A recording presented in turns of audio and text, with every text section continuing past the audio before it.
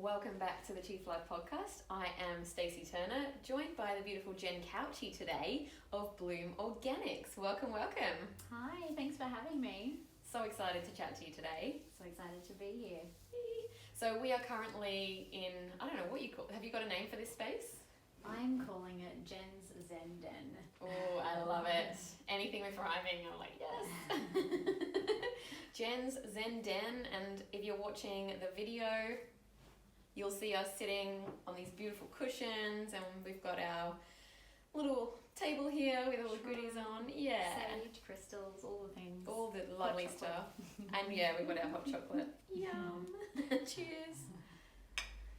So I wanted to speak to you today because I feel like you're a sister from another mister. Yeah. And it's, you know, when you meet these people that you just really connect with on a soul level, like you feel that there's some kind of, I don't know, just hidden connection that you can't really explain.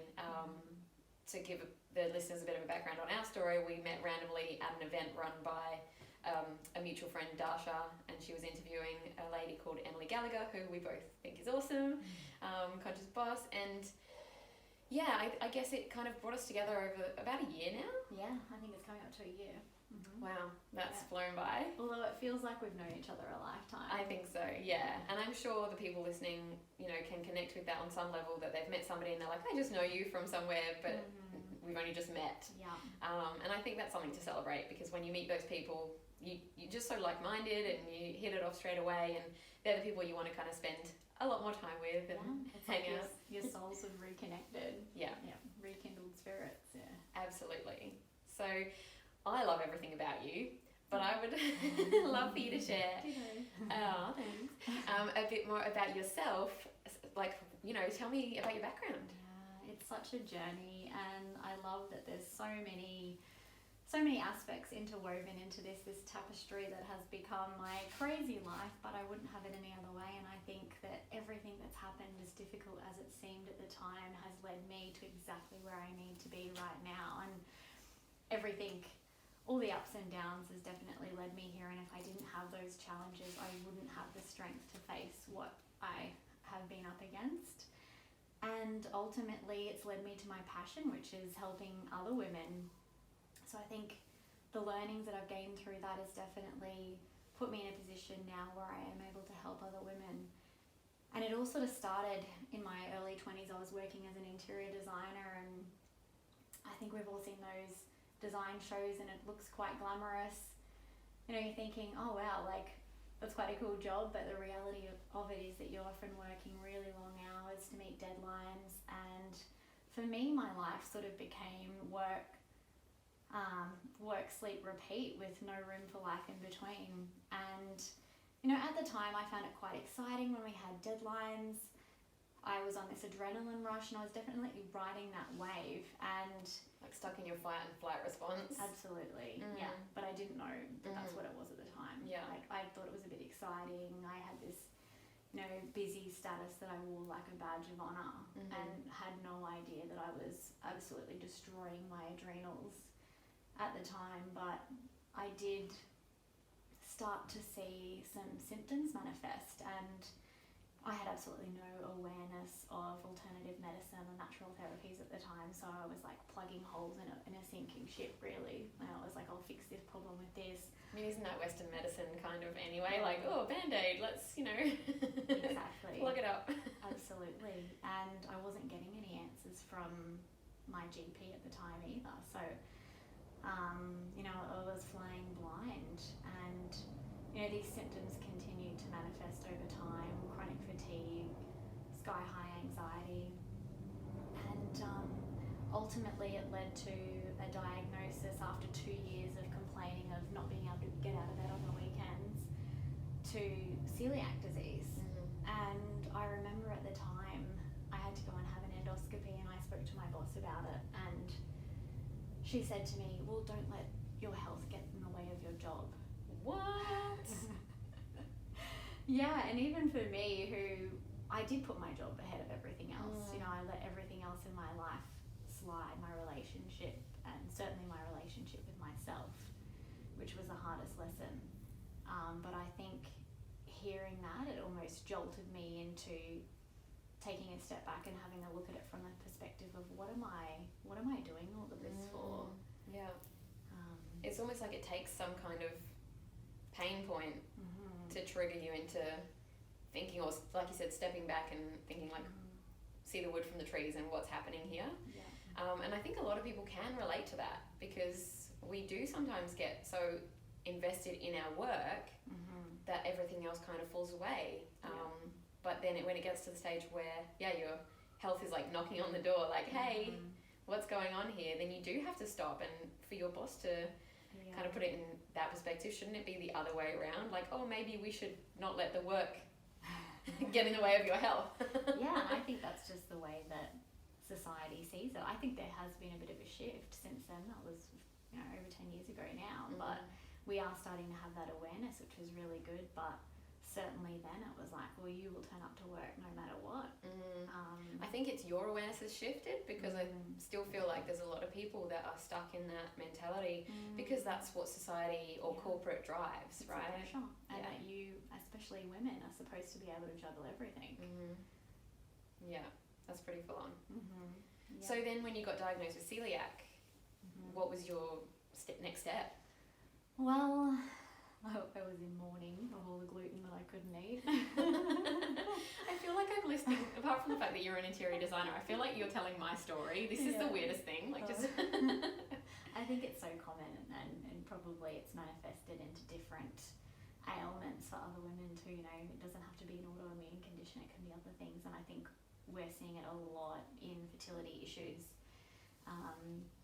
But I certainly had, I was shocked for a while, and having no awareness about nutrition back then, I was just grabbing whatever could sustain me, and a lot of the times it was coffee, chocolate, takeaway.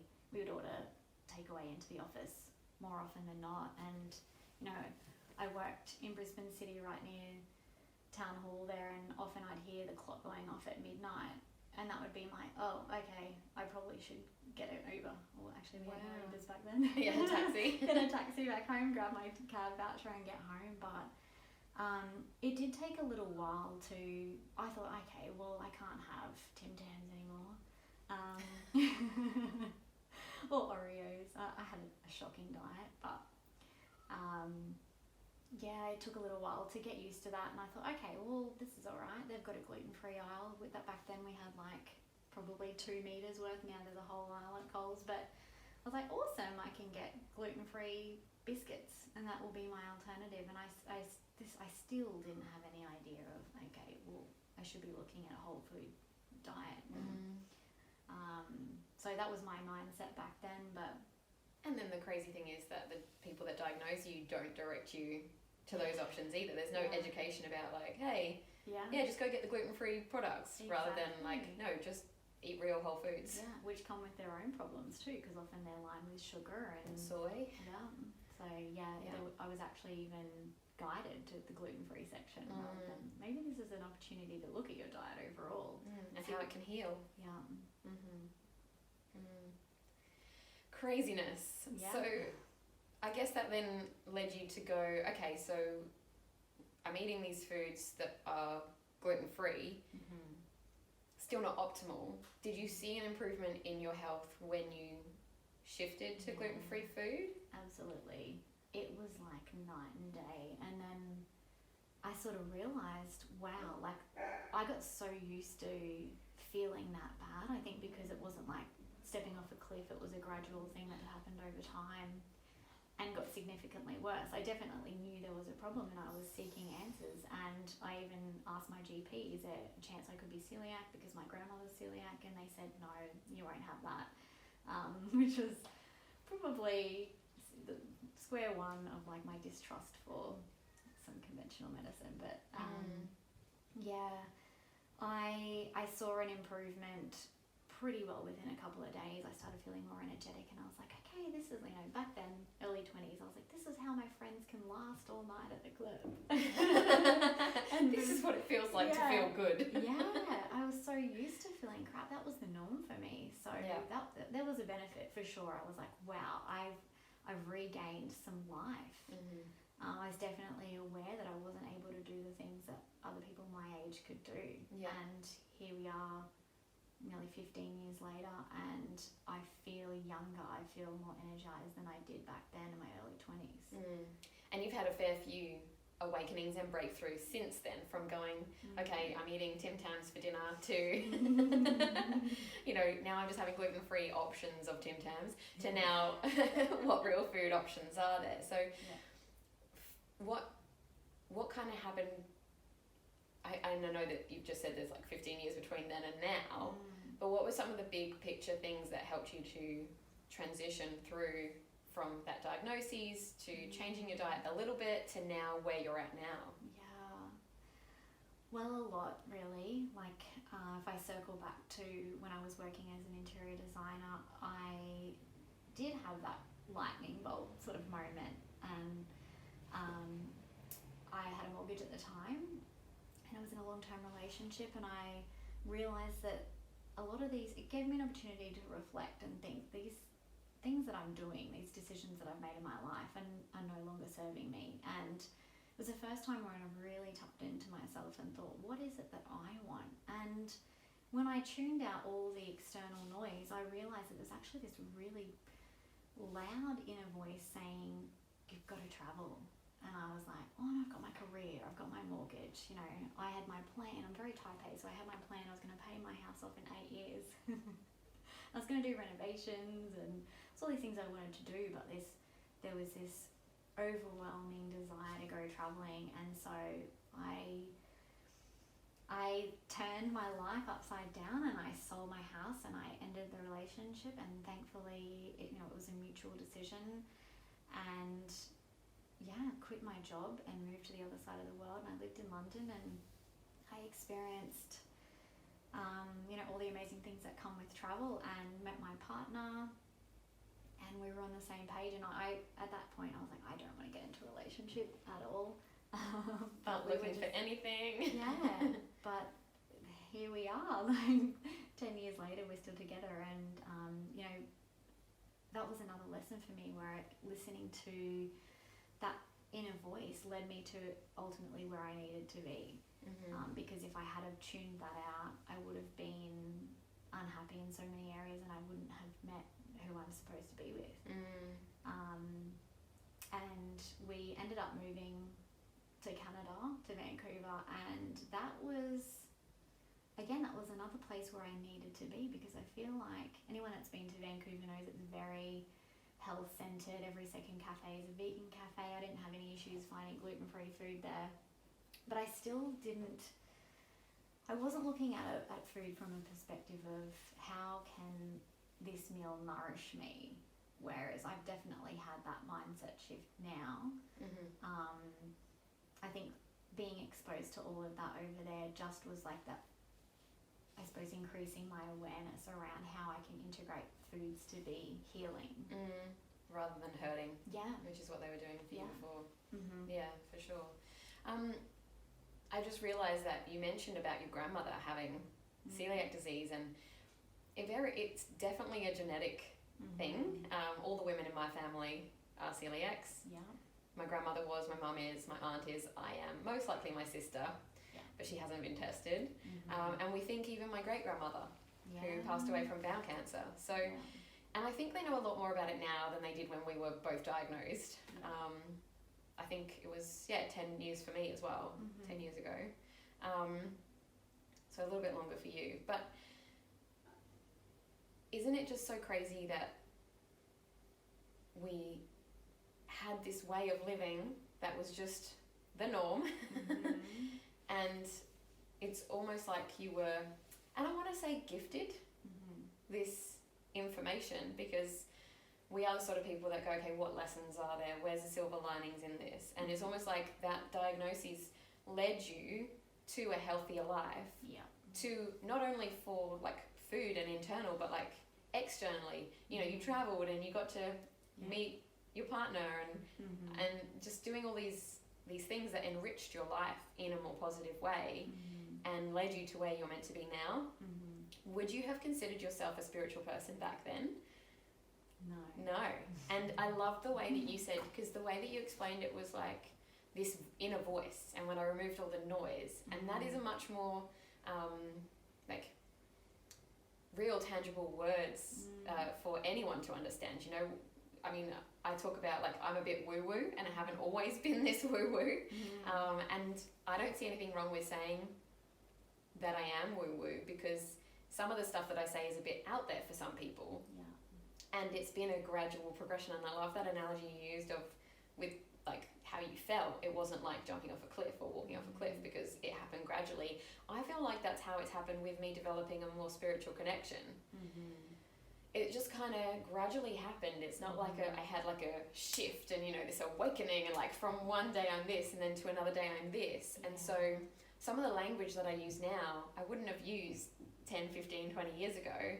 But it just kind of makes sense to me now. But for a lot of people, it can really kind of, you know, go like, oh no, I don't want to deal with that, because that's weird, that's woo woo. And I feel like I use that language to help people understand that it might be something that you've not heard of, it's not in your field right now, but maybe it's something that you can be open to learning more about. Absolutely. And I think it's something that you can't be taught. You have to learn it through experience, and that was certainly my experience with it. So one of the symptoms that I had with being celiac was that I had absent periods, and if I'm being honest, it was quite convenient for me. I was like, okay, I don't have to worry about this while I'm traveling. And it only came onto my radar, I suppose, when you know, my partner and I discussed having kids, and I knew that I wanted to be a mother. I knew that I wanted to be a mum more than anything, actually. So for me, I thought I'm not going to let anything stand in my way of this. Certainly not a diagnosis, and what they had diagnosed me with at the time was hypothalamic amenorrhea.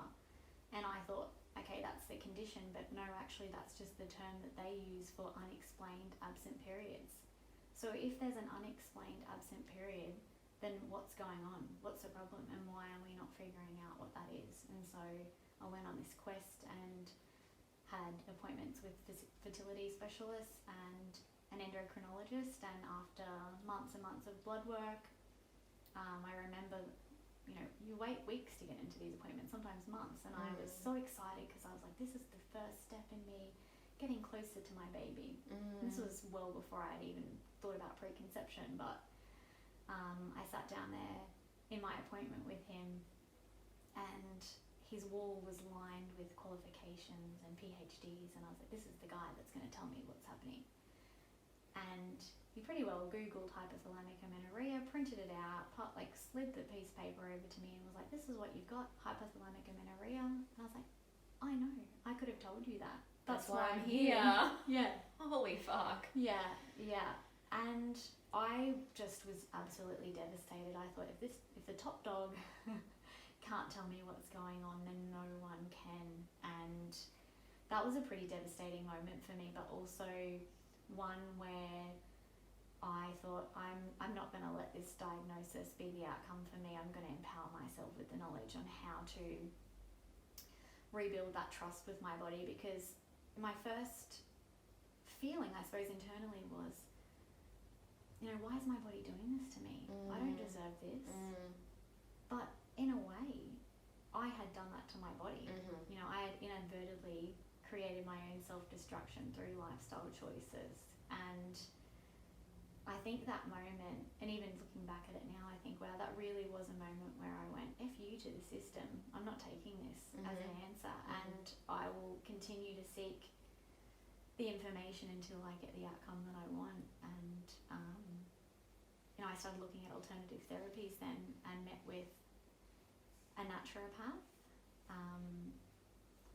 And well, we went on a journey together, so if you might have some questions before I speak on my naturopath journey. Well, I was going to make reference to that experience that you had where you were like, why is my body doing this to me? And then you realize that you did it to your body, and that's such an amazing way of thinking mindset wise. It's like you went from like that victim mindset to like, woe be me, why is my body doing this to me, to then, no, hang on, I empowered you almost to go like, what can I do differently to find the cause or to find the assistance that I need to help me to reach my outcome. And it's so good that you didn't take no for an answer and you looked for other options. Yeah, and I think, and that point they were like, okay, well, there's IVF. They go straight to that, hey? Yeah, and I'm thinking, well, you're seeing dollar signs in that, but, you know, if I'm not programmed, if I can't do what I'm fundamentally programmed to do as a woman, then what am I doing? And what am I doing with my life? So that really set me on a quest because, you know, I think that we so easily give over our power when we have the ability to heal, and so often we're felt like we're made to believe that there's something wrong with us, that our bodies are broken. And that infuriated me because I know there's so many women that probably just take that answer and go, okay, well, it's just me, it's, you know, my cycle's broken, so here's the option.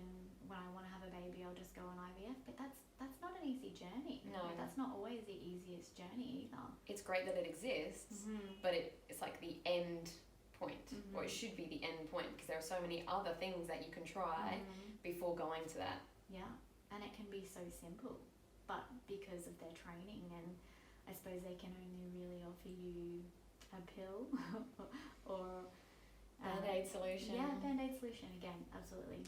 Yeah, for sure. And I guess, you know, we'll go on to the naturopath journey in a moment, because I think that's going to be really powerful for a lot of people to hear. How do I want to say this? It's like, you know, you knew within your soul that you wanted to be a mum more than anything. And when you say that, it gives me chills. A, because I can see that it's so true, but B, because it's the same for me. And it's not for everyone. Yeah. And I couldn't understand that before embarking on this journey myself, but now I'm a mum, I totally get that it's not for everybody, because it requires so much sacrifice. Choosing to, but there's a lot involved in it, and I feel like sometimes the layers that you go through on your conception journey are almost like helping to set you up for what it's going to be like once you have your child. So we'll come to that later, but just to leave that kind of, you know, this like idea behind you know, some people are blessed enough that if they want a kid, they look at their partner and they like fall pregnant. And then some other people do have to go down the IVF route for, you know, whatever reasons, but there are so many iterations in between. And so kind of what was your next step once you were told, like, nope, you can't have kids, or you're going to have to go to IVF because you don't have a period? Then what did you do? Well, I thought Western medicine doesn't have, or conventional medicine doesn't have an option for me, a solution for me, so I'll turn to alternative medicine. And at the time, being Vancouver, they're not short of yoga classes, so I found myself in yoga class, and at the time I was doing yin, and I felt after finishing a class like I just had a massage. I was so relaxed, and I thought, okay, well, maybe there's something in this relaxation, and if I'm feeling this good, then it must be doing something internally as well. But I went off to see a naturopath, first time I'd ever been to one, and we addressed supplements, and so I started taking supplements, and you know, I was all about the green smoothies and started looking at food in a way to be able to heal myself. Was this something that the naturopath was able to guide you on as well? Yeah, food and nutrition. So I definitely learnt a lot there, and I saw that, like, whilst I wasn't necessarily eating badly, there would be gaps in my nutritional intake, and then being celiac as well, you probably need to ramp it up a bit more because of possible absorption issues. So supplementation was definitely something that I was lacking, and through blood work I learnt also that even though I was in the normal range, according to my GP, I was far from an optimal range, and so we worked on improving that. But one thing that was always lingering in the background was high cortisol levels, and she would ask me, are you stressed? And I think to myself, no, not really, I've got a pretty crazy job over here, I don't have anything like the stress I had back in Australia. And now I know what that was, is that I was I was running on fight or flight, and I had never switched into that parasympathetic nervous system mode. I was constantly in fight or flight, and I was so used to it that it was the norm for me. And I've said this before on previous podcasts or trainings for our community, but you're meant to be in your parasympathetic nervous system 95% of the day, and your fight or flight or your sympathetic nervous system only 5% of the day. But for a lot of the population, I think you and I past selves are a part of that. It's the other way.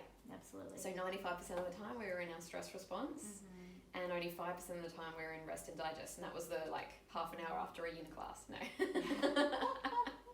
Yeah, and I had no idea that how this was impacting my hormones, because I was taking things to boost my progesterone and help improve my cycle. But from what I learned through educating myself on how my body could heal itself and how to balance my hormones naturally, if my cortisol is overriding that HPA axis in the brain, and it's impacting all my other hormones, so I didn't even have the ability to be able to produce the hormones that I needed, because the cortisol had just run amok and taken over basically, and it was controlling everything else, or stopping everything else functioning the way that it should. So I could spend all the money I wanted on supplements, but if I didn't address my stress levels, then I was never going to move the needle.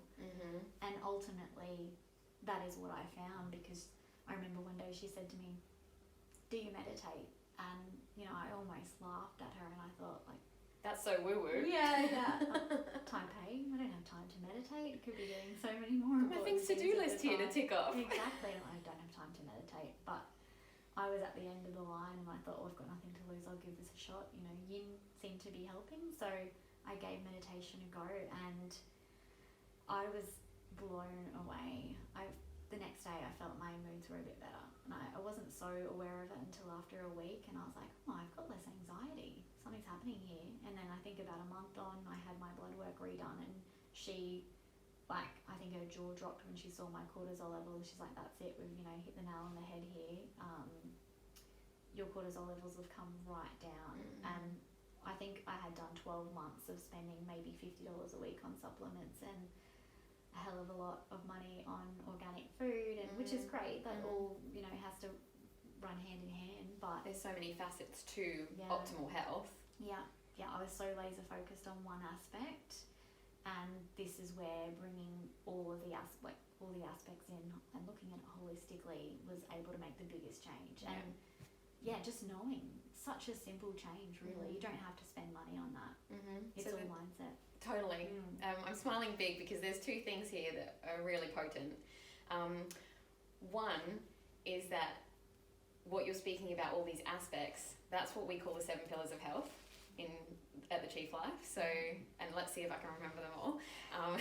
Nutrition, movement, sunshine, so vitamin D, drinking good quality water, sleep, getting correct breathing, but then also stress reduction, and meditation is a part of that. And so, this experience that you've been on, this journey that you've been on, it's almost like it's highlighted each of these areas for you and made you realize how important all of that is. And I said there was a second thing, but it has slipped my mind. So we're going to keep rolling, and then I'm sure it will come back. But so powerful that, that's what it was. You can't paint a dirty car. So you were doing the supplements. Supplements are great, but if the car's dirty, the supplements aren't going to do anything. So you were focusing on your nutrition. Awesome. But so much of it is fundamentally what is going on between your two ears. And circling back to what that original doctor with all his qualifications on the wall said to you about, you've got no period, you're going to have to go straight to IVF, and how damaging those words can be to a woman's mindset. And what you mentioned about, some women do just take that on and think, that's my story now. And that then molds their mindset moving forward. Like, I can't have kids without IVF, or I just can't have kids. So you're Reinforcing that. And that calls more of that in. That's like that law of attraction again. What you think about grows and becomes part of your story. And, it's not as easy as saying, like, I can have kids and then it happens, but the mindset is such an important facet of overall health.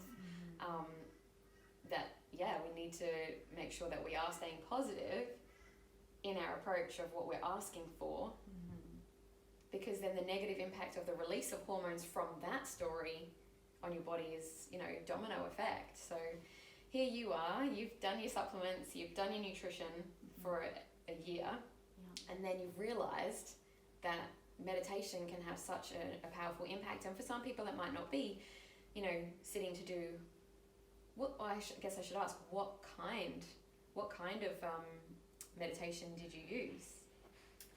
I used guided, but I just want to come back to what you mentioned about mindset playing such an important role. And I remember listening to a New York specialist, a fertility specialist, and she said that her IVF patients, she'd been working with them for years, and it wasn't until the mindset stuff came into it that they actually had success with IVF.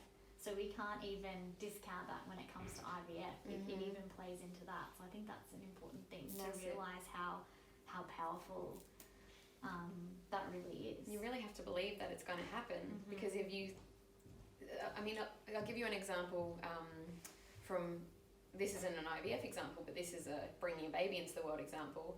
When we first got pregnant, the response from one of us in our couple was, don't get too excited yet, because, you know, we just need to like wait a few days and make sure that you're actually pregnant. I'm like, I peed on a stick, there was a line, I'm going to get excited about it because I want to believe that this is happening. And as soon as you have that, and we lost that baby, and as soon as you have that doubt, you know, like where is that influencing your path moving forward? When the next time around, when I peed on the stick, we were both like mutually excited, because it's like, no, this is happening. We're going to believe this is happening.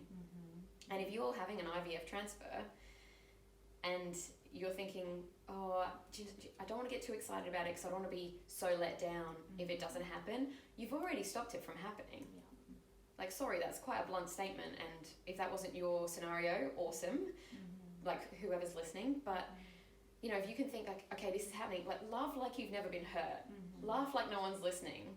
Like, dance like no one's watching. You know, you can't, this is a personal opinion, but you can't live your life worrying that it's not going to happen, because then it's less likely to happen. If you believe with your whole heart and soul and mind that something's going to come to fruition, it is much more likely to happen. Yeah, absolutely. I couldn't agree more. Yeah. So I just went on a massive tangent there. Speak. No, that's good. It's so true. It really is true. And, you know, we experienced a loss as well, and I wasn't going to take that mindset into the second pregnancy. It is hard. I think it's something that you have to consciously work on. But that baby's listening. You know, you are one, and whatever you're feeling, that baby is picking up on. So I think we have to be really aware of what energy we're bringing into the pregnancy too, because for sure a positive mindset has an impact on the outcome. Yeah, definitely.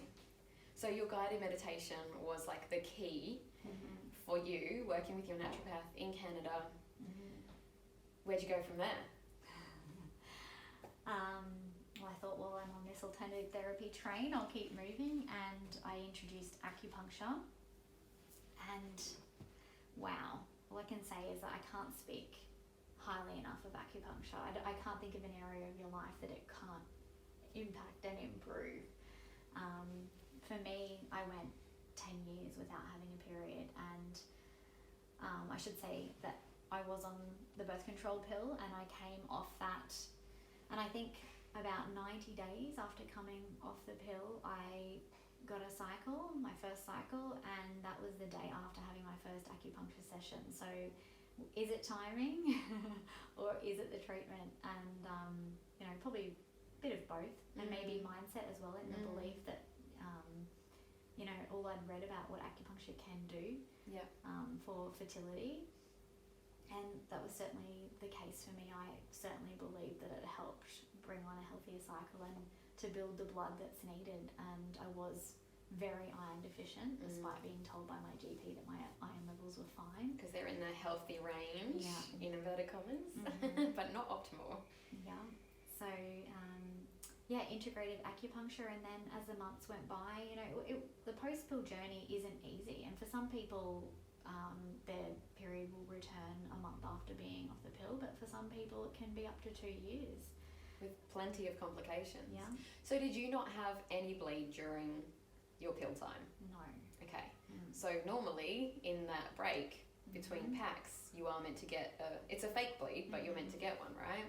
Yeah, And so I wasn't ovulating, and you're not on the pill anyways, but I certainly wasn't ovulating. It's like I've just switched my fertility off altogether.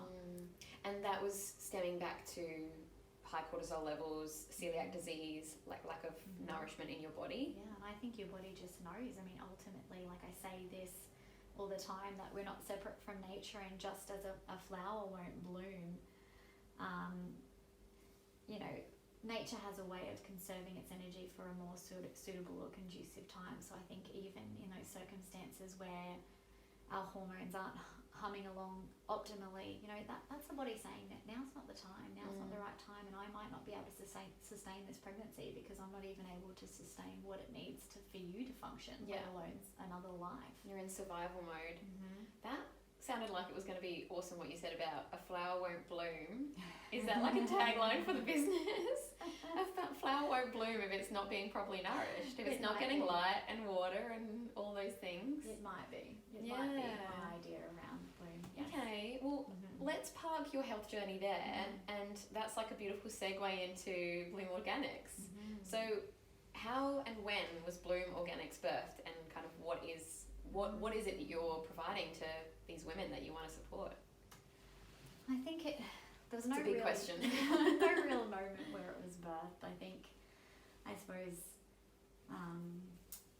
you know, living over that part of the world, we had the opportunity to travel around the US, and we went to a place called Sedona in Arizona, which some of the listeners might know of. It's supposed to be, and it is, a very sacred space where people go for healing.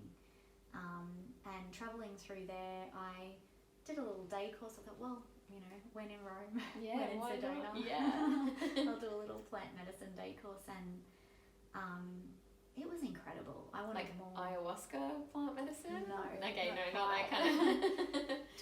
just a bit of an introduction on, you know, what herbs are in the local area, how can we use these, and it got me thinking about what would be available back home in Australia, and what the Indigenous peoples have used for, you know, to be able to heal, and how they integrate this plant medicine into their life. And so much wisdom. Absolutely, yeah.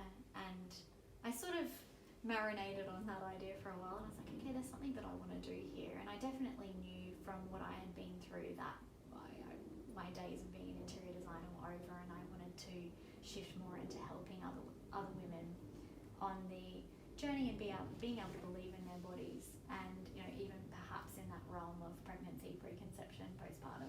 Yeah.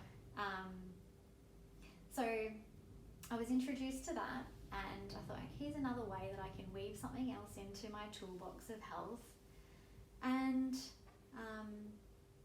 I think it just evolved from there. I was also looking at eliminating toxins and how I could reduce I was looking at it from a food perspective, but I was also looking at it from a beauty perspective, and realizing, well, if I'm addressing it in this area of my life, and I know ultimately in pregnancy I'm not going to be wanting to use these sorts of products, I started looking into that. And I was always interested in natural organic beauty, and, you know, that was an idea where I thought, okay, well, I could look into doing this. And so I guess it was a culmination of all of these things that I was sort of interested in. And a close friend of mine experienced a late-term miscarriage, and I was overseas at the time, and I remember thinking, there's nothing that I can give to her that would even come close to what I want to be able to give to her, or what I want to be able to make her feel when she receives this from me. And it didn't feel right to give her flowers, something that was going to die. I wanted something that was lasting, and something that made her come home to her and rebuild that relationship with her body. Because I can imagine, you know, even from my own experience with loss, there can be a lot of anger there, and you know, you put a lot of blame on yourself. And so I was thinking, there needs to be something to help women reconnect with themselves, regain that trust with their body, and forgive themselves.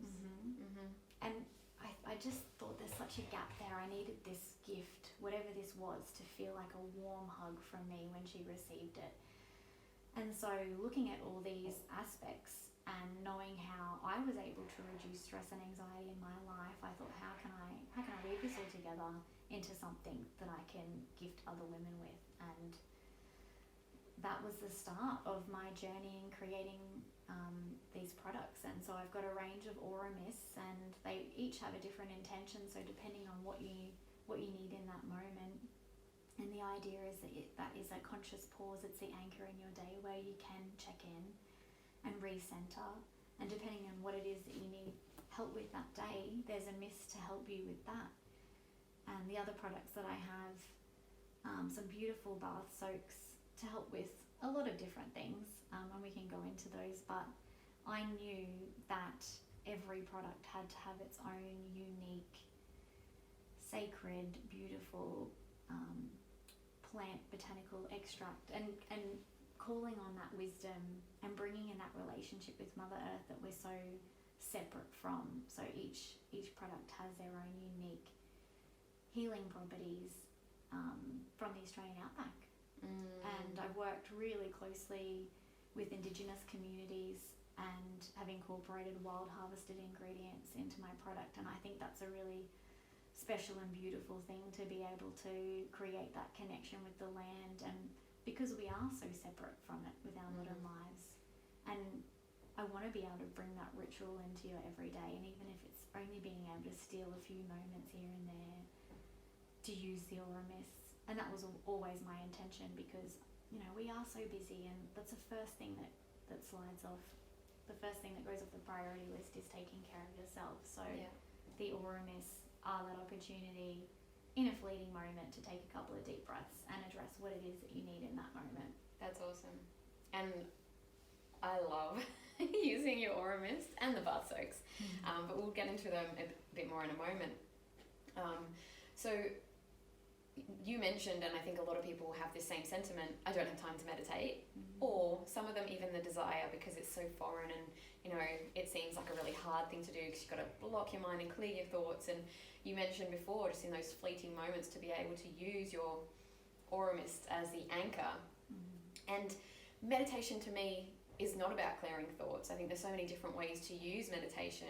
It can be a beautiful way to call in thoughts and think about things that you want to bring joy into your day, into your life, to uplift you. But essentially what it is, as a definition as a meditation teacher, is being alone with yourself without distraction and engaging all of your senses in that experience.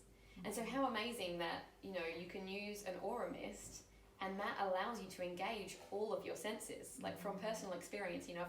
I've set up my new meditation space in my Zen den. Doesn't rhyme though, Stacey's Zen den. Doesn't sound as good. You have a Zen den, that's a start. Yeah, pretty blessed with that. And so I've just rearranged it, and now I've got my 6 aura mists sitting up on my little table next to me, and I sit down on my bolster and I look to see, and I've only got like a few minutes. The baby's actually in the room playing whilst I'm doing this. And I've just got a few minutes to pick what I need for that moment. So I kind of look along, see which one I'm drawn to, either by colour or the crystal that's in the bottle or the words that are on the front. And I can select which one I need for that moment, close down my eyes. I do 4 sprays because 4 is my lucky number. And then I get that full sensory experience to anchor back into myself. So, I can smell the amazing scent. I can feel the water droplets like dropping onto my skin. I can even kind of get this sensation of a little bit of a taste of the flavour of what's happening. And I've got my eyes closed, but it allows you to go into that kind of visualization there. And then you can hear the spritz as well. So you've got like that full sensory experience happening. And I just feel so awesome, even from that, like just those 4 little sprays, to kind of come back home to myself, and even with the baby playing there. So, you don't need, it's nice to have space and be on your own and not worry about looking after another human being, but that isn't everybody's option. So then how can you incorporate these things into your everyday life? And yeah, I mean, from my experience, I love using them, and I don't think I've even told you like that. No, that's why I've got a huge grin on my face. It's doing exactly what it's supposed to do. Yay! And yeah, I mean, yeah, I love it. My smile was so big I just hit my teeth onto my microphone. What a goofball. let you speak about your aura mists, because you have so much knowledge about like how and why and, you know, all of the goodness that's in there. Well, you've explained exactly how I'd like them to be used. I think as mums, and especially like my journey has changed, but it's still relevant. You know, if you're a working woman and you don't have children, there's other things that are time constraints in your life. And, you know, I had this little ritual before I give a presentation. One of my clients was actually Kevin Rudd when he was Prime Minister. I designed a bit of claim to fame there. And I do Etihad and Emirates business class and first class lounges. So, you know, I was this young, blonde, tiny little, probably the guys in the room are thinking like, oh, why are we listening to what she's got to say? And I think I was conscious of that. I was self-conscious of it. And so I had a little ritual. I didn't realise at the time it was a ritual or what it would become. But where I'd take myself to the bathroom and, you know, I'd say, okay, you've got this. And Did you do the power stance? The Amy Cuddy power stance? Probably not. I was probably more like, okay, you've got this, you've got this. Breathing in my lavender essential oil at the time, but it helped.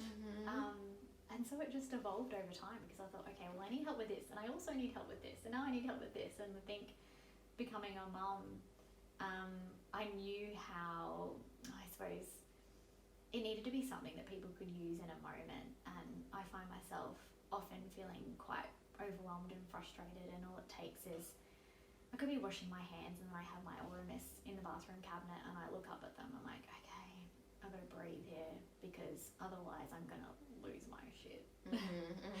And it really does only take a moment and a few breaths, and like you said, it's a whole sensory experience. And, you know, added benefit, because I've done skincare formulation, studied cosmetic science, it actually has a lot of great benefits for the skin and locks in moisture and, you know, improves hydration on the skin. So it is that ultimate multitasking product that I think every woman needs in their handbag, in their bathroom cabinet.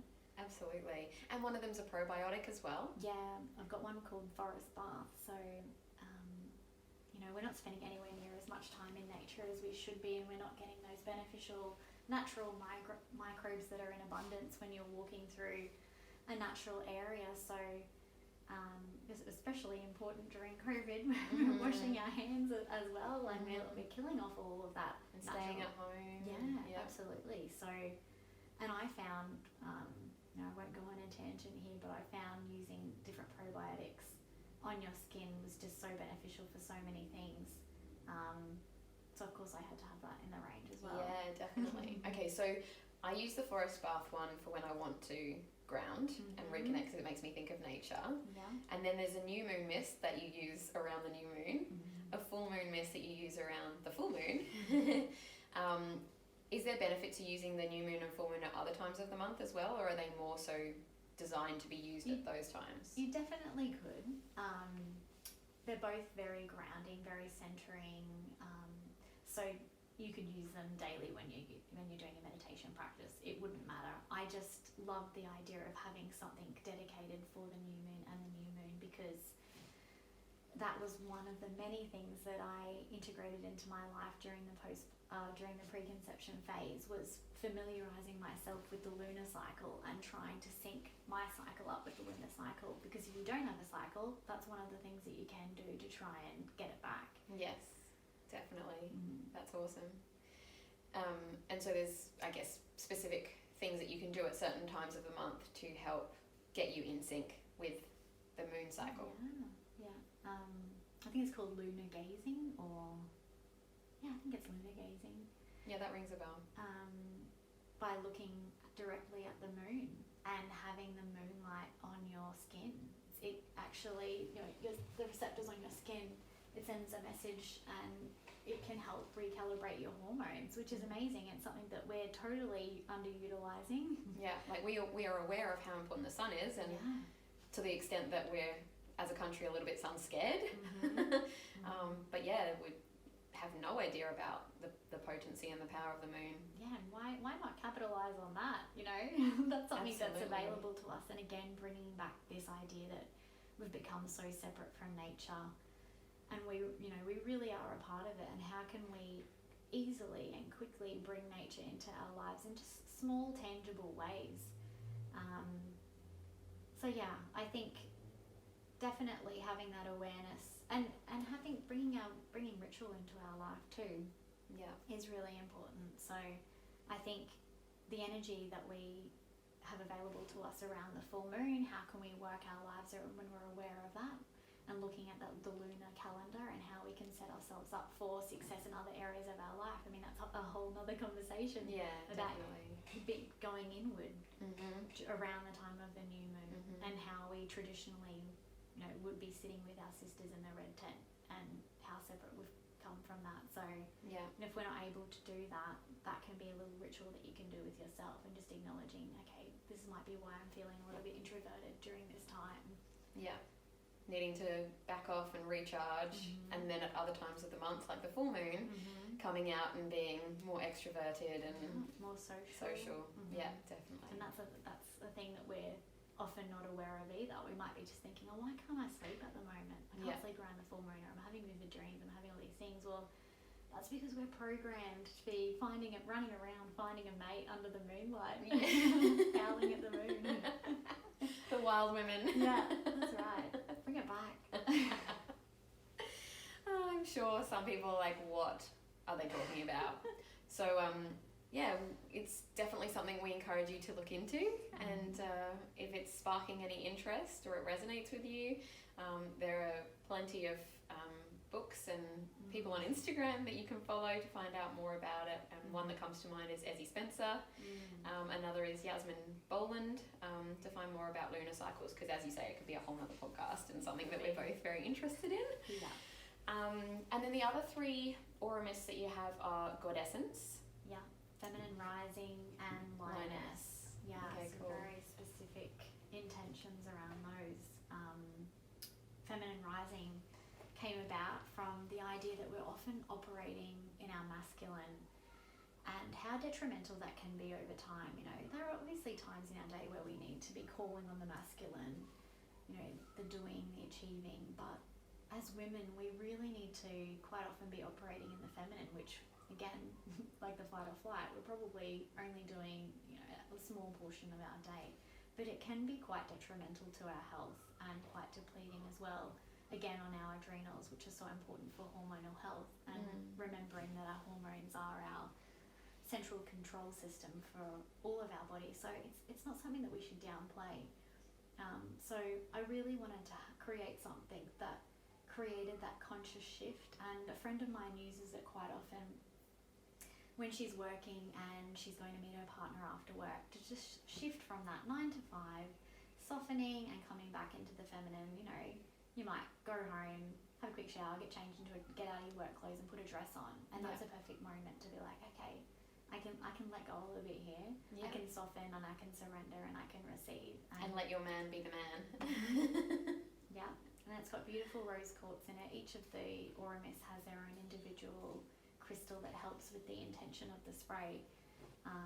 So that one's absolutely beautiful. And then Lioness is almost the opposite end of the spectrum there, where in those moments where we need a boost of courage and confidence, and we need to be able to tap in and fearlessly speak our truth, then the Lioness Mist is certainly the one that you'd want to call on there. It has beautiful baronia in that helps with concentration, and it really just helps you to be able to communicate well.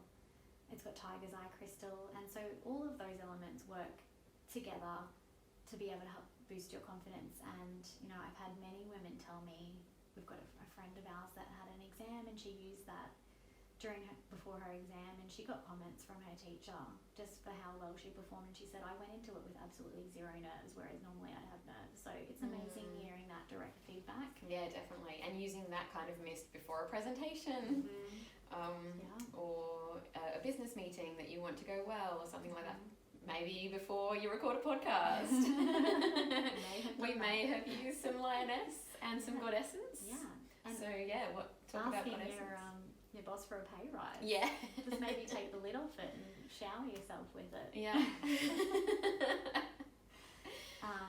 So yeah, and what about Goddessence? Goddessence, yeah, this was created sort of around that idea of coming back to the present moment and trusting in the process and trusting in our body's innate wisdom. And you know, that's applicable to so many different areas on this journey of motherhood, even if it's just you're thinking about wanting to have a baby one day, and even if you're not thinking about having a baby, we're so focused on the external, and we're not in the present often enough. So Goddessence is about accepting things as they unfold with ease and grace, which is easier said than done, but that's a nice reminder. Yeah, it is. It's got beautiful amethyst crystal in there, lavender, orange blossom, and geranium, and it's just that moment and that reminder as well that, you know, even though if you're feeling that something's happening and it's working against you, quite often there'll be a point down the road where you'll look back and think, oh, that happened for me, not to me. And so it's just trusting in that process. Yeah. And at this time of recording, we're just coming out the other side of Australia's coronavirus lockdown, whatever you want to call it. And speaking from experience, it felt like with routine kind of out the window, that you're being pulled just in whatever direction the world and the media and the people around you are trying to take you in.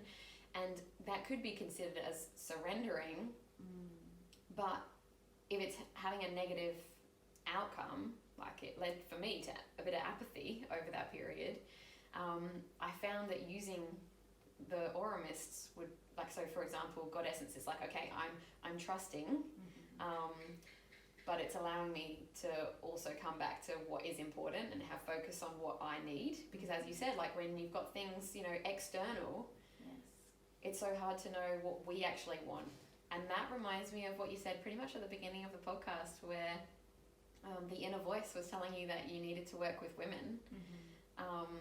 You know, it's important for us to take that time to listen to what we actually want and not be like, fuck everyone else off, I'm just going to do whatever I want.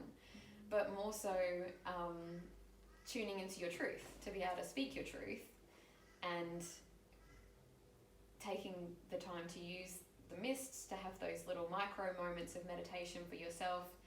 That allows you to stay true to what you actually need. And yeah, I was finding I was losing that. And then when I took that time, that space to go, no, actually, what am I trying to achieve? And it's a lot easier now that routine's starting to come back and we can get back to our normal lives. But it's just so powerful to have that assistance and that support from something so easy to grab. Yeah, and I think quite often we're on autopilot as well. So it really only takes a moment of awareness to interrupt that pattern, and recalibrate and realize and evaluate, where is this actually coming from? Like, where is this emotion coming from? Something that you're doing or something that you're saying to someone might actually have nothing to do with them. When you address that internally, it might not flow on and spill out onto other areas of your life. And I think it's so true that, like, you can't pour from an empty cup, and taking time for yourself is actually one of the most selfless things that you can do. Then you have more to give to those that you love and care about. Yeah, for sure. That's so awesome. So we've been talking a lot about fertility, because that's obviously an area that we're both interested in, and your products, I know we haven't gone into the bath soaks yet, so we'll touch on that in a second, but your products can support a woman through all of those stages. So, you know, you've got that preconception, conception, potential loss, pregnancy, labour, birthing, like the actual birthing, and then postpartum. So that's a lot of kind of stages or phases where your products can support a woman through that whole motherhood journey and then onwards. And then I guess if you're not somebody who's on that fertility journey, there are still places where these products can support people. So definitely the mists, but let's talk about some of the bath soaks. Yeah, I think I have 3 bath soaks, 2 bath salts, and then an incredible healing powder called cloud powder, which is specific for pregnancy.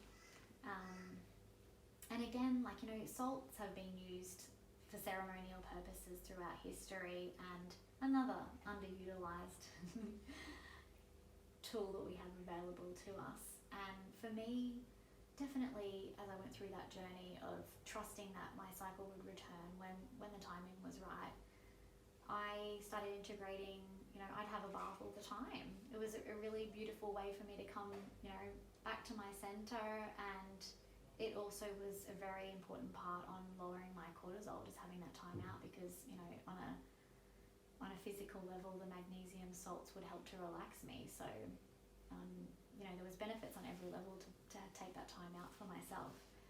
So there's one called Moon Time, which, there's a few different ways that it could be used. I'd love to create a product that was used to celebrate your menarche, so the first period that a girl will have. And I think rather than looking at it from a perspective of shame or something that's a burden in your life, I think we really need to work as a society on shifting that to looking at it from the perspective of, this is the passage into becoming a woman, and wow, look what your body's capable of. You're able to create life.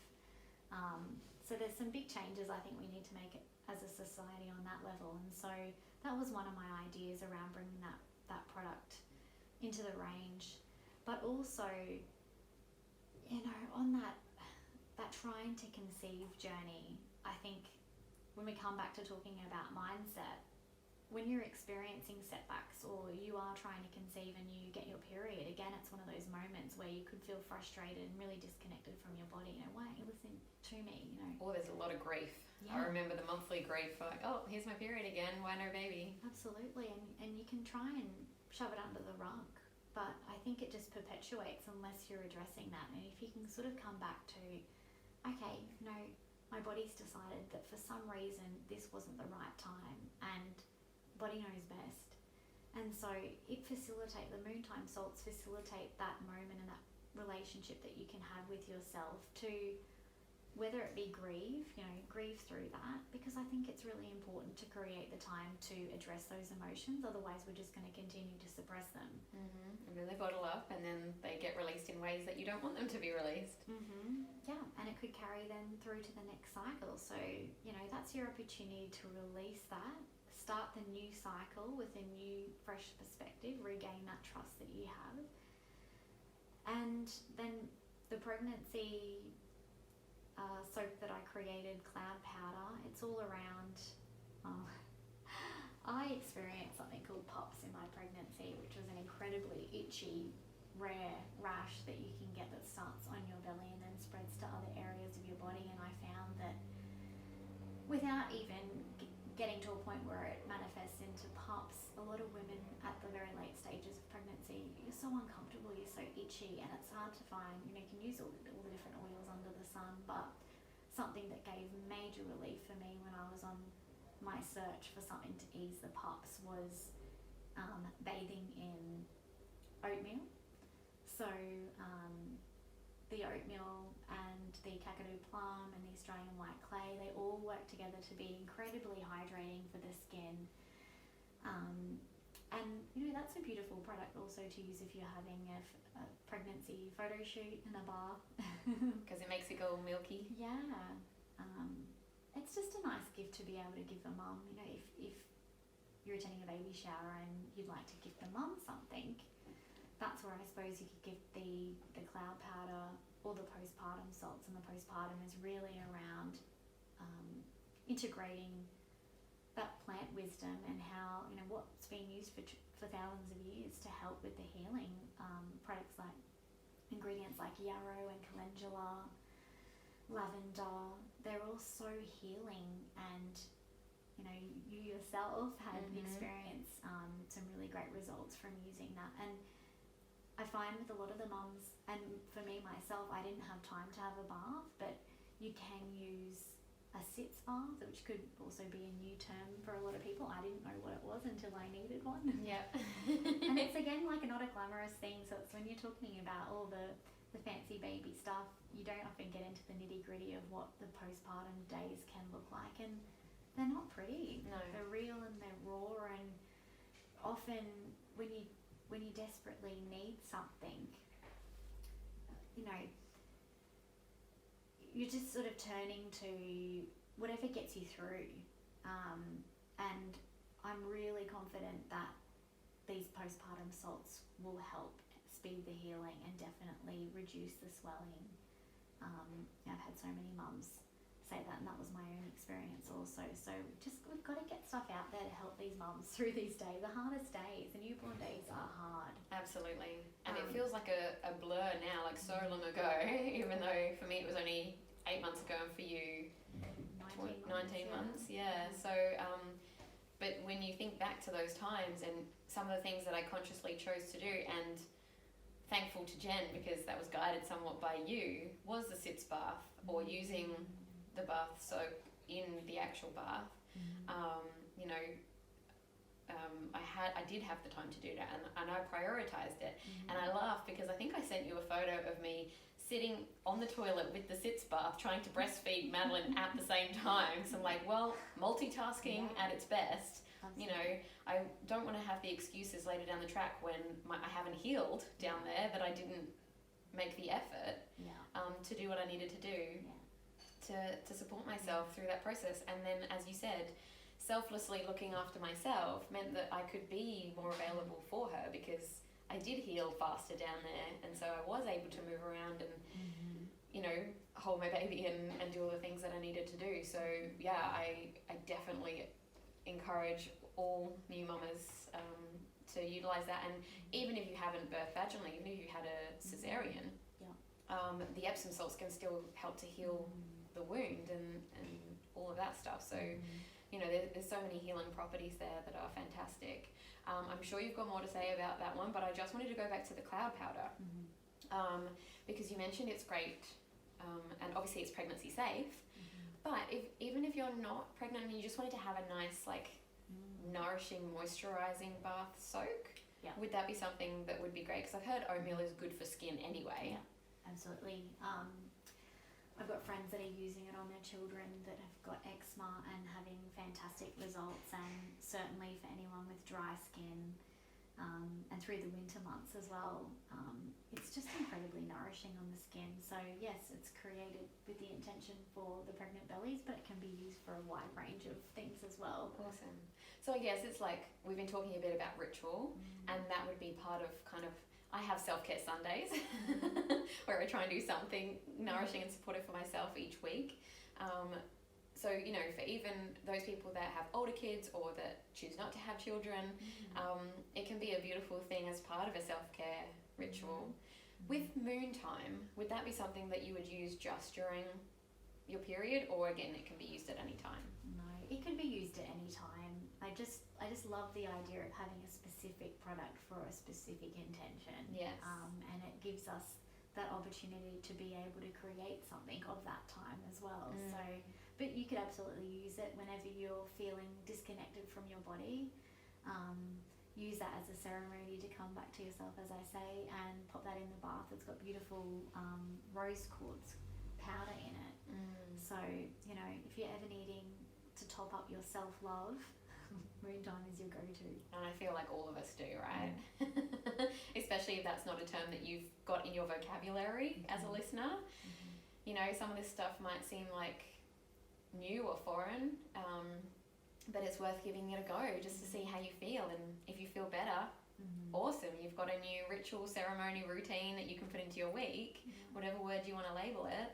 And if it doesn't work for you, then you know, let it go. And it's great for post-training session too, for muscle recovery. Oh yeah. I've got friends whose husbands use it and they say it tingles a little bit. I'm like, that means it's working. That's awesome. That means you're magnesium deficient. Put a bit more in there. Yeah, let's load you up. Well, that was so awesome. There are just a couple of things. Actually, before we go into the last couple of questions, is there anything else you want to share about the products? I don't think so. There's a lot I could say. I could probably talk a whole day about the products. There is so much intention that went into each and every product, but if anyone has any questions, feel free to send me a message on Instagram at BLUM Organics. And my website will be up shortly. Yeah, watch this space. Yeah. Awesome. Thank you. And so just the last couple of things that we used to ask every single person that came on our show. So you may have already heard these questions before, but they're deep. I love deep. Definitely, let's go there. If I was to ask you, what is your biggest fear? What's the first thing that comes to mind? Oh, I think after becoming a mum, like just instantly, biggest fear would be something happening to my son. But for me personally, I think it would be holding myself back from the potential that I know that I have, and often even with my experience with Blūm, there were times where I wanted to turn back, and there were times where I made excuses to not go ahead with the launch. I think sometimes I'm scared of my own potential. That's not coming from an egotistical point of view. It's just, I think that the thing that if I was on my deathbed that I would regret would be being in my own way, putting up those barriers and thinking that I couldn't do something. I want to be able to live without the fear of failing and seeing where that potentially may lead me. Feel the fear and do it anyway. Yes. And failure is part of the journey. Yeah. Awesome. I love that. And so then the final question is, what is your biggest passion? What gets you out of bed in the morning? Helping women in 2 words. I just know that there are so many women out there that are feeling the way that I felt for such a long time, and feeling so helpless and feeling like there's no answers. And I want to just say that there are answers, and you hold the answers within yourself.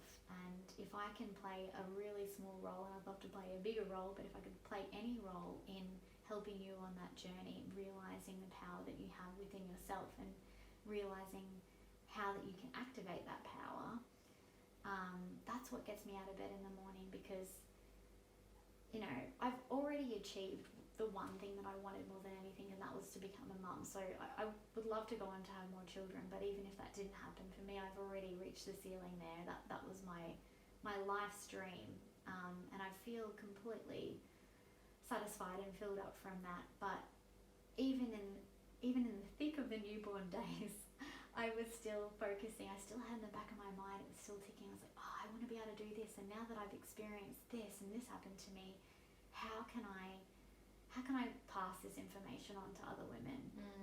And that really does drive me, that motivates me. And so I know I have to keep going, and I am, it might sound a bit cliche, and I think we touched on this earlier, but I really am grateful for the experiences and the challenges that I've had, because I know that this is my life's work now. Yeah. And I love what I do. I had to stop myself doing what I'm doing.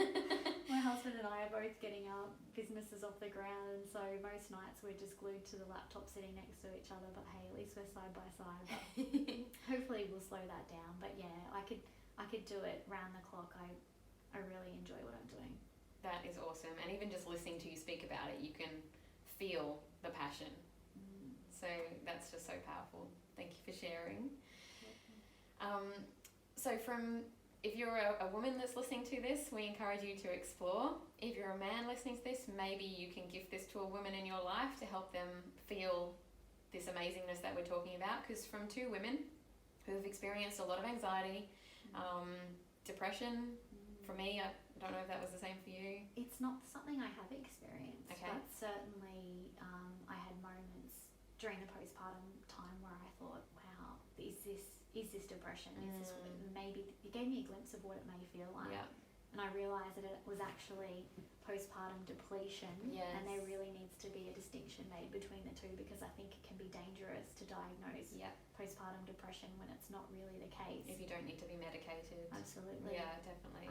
But yeah, I can definitely see how it gave me a glimpse on how that would feel. Yeah, definitely. And our health wasn't optimal. And to now, where we're at now, both at the ripe age of 34, feeling better than we ever have done before. We implore, is that the right word? Encourage everybody to go and explore, like, what is it that you need right now that you're not getting, and how can we support you through that process? And you know, be inquisitive, be curious. How can you feel better than you feel right now? That power that Jen was speaking about, each of you have that within you, and let's unleash it. Let's see some wild women. More wild women running under the full moon.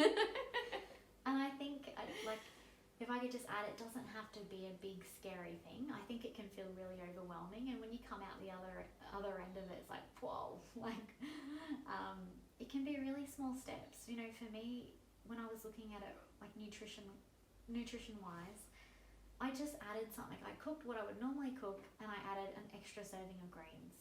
And it was really small steps, but it becomes tangible, then it becomes doable. And otherwise, if it feels too overwhelming, it just won't happen. Yeah. And even my coffee addiction, which was bad. Yeah. I just reduced it. I just switched it out. I did, I was doing 3 coffees a day, 3 teaspoons of sugar in each coffee. It was bad. I'm not proud of it, but I've come so far from that, and I just reduced it to 2 sugars. Just small steps. Yeah. Doesn't have to be overwhelming. Yeah, absolutely. Taking it step by step, day by day, for sure. It doesn't have to be all or nothing, and then it's more likely to be sustainable. Yeah. Well, thank you so much for your time. I feel like you and I could talk all day, but we'll leave it there. And thank you, listeners, for tuning in. If you did enjoy this and you feel like somebody else could benefit from it, please share it around. And reach out to Jen if you want to via Instagram or Facebook, BLUM Organics. Thank you. Thank you. I'll just turn the other one off.